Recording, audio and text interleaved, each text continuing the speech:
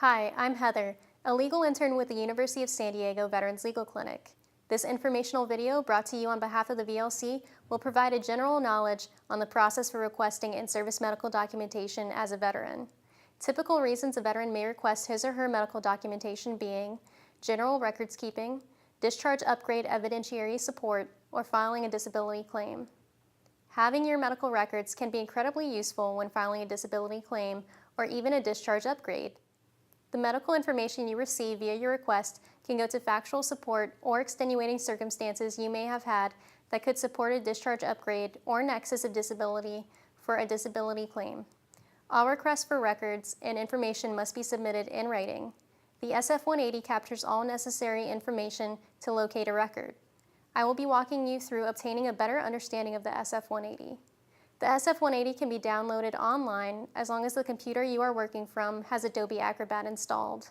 You can also mail a request to the National Archives if you choose to download the form.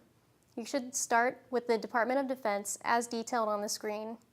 You can also contact the Federal Information Center for help, speak with your local Veterans Administration office, or speak with a veteran service organization for assistance on finding the form. Please ensure that you closely follow the instructions for preparing the SF-180 provided on the form as seen on the screen. The most frequent concerns veterans have are cost of the request and timeliness of response. As the instructions detail, generally there is no charge for health record information provided to veterans.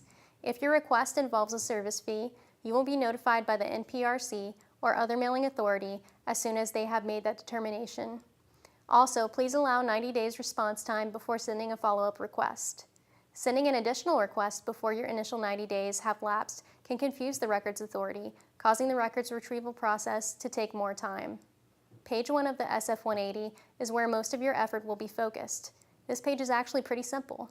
Section 1 requires the veteran's name used during service, social security number, date of birth, place of birth, branch and designation of service, i.e. active Army or Reserve Navy, date entered into service, date released from service, officer or enlisted designation, and service number if known to the veteran. Whether the veteran is deceased, whether the veteran retired from the military, i.e. 20 years of active service.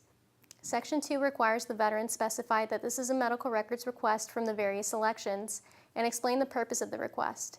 This part is fairly straightforward. However, be sure that if your purpose is a discharge upgrade, for instance, that your reason is other and legal. Part 3 requires the veteran to fill out the name as requester, select that you are the military service member, provide your mailing address, and a signature for authorization purposes. Page 2 is actually the most essential part of your SF-180 as it provides instruction on who you should mail your request to. It is important to understand that each branch differs in where they retire service member medical records, dependent upon status, i.e. discharged, retired, separated, and date of release. On the upper half of the SF-180, you will find that each branch lists your component and date of discharge or separation. You must follow this across to the corresponding medical or service treatment record column where you will find a number.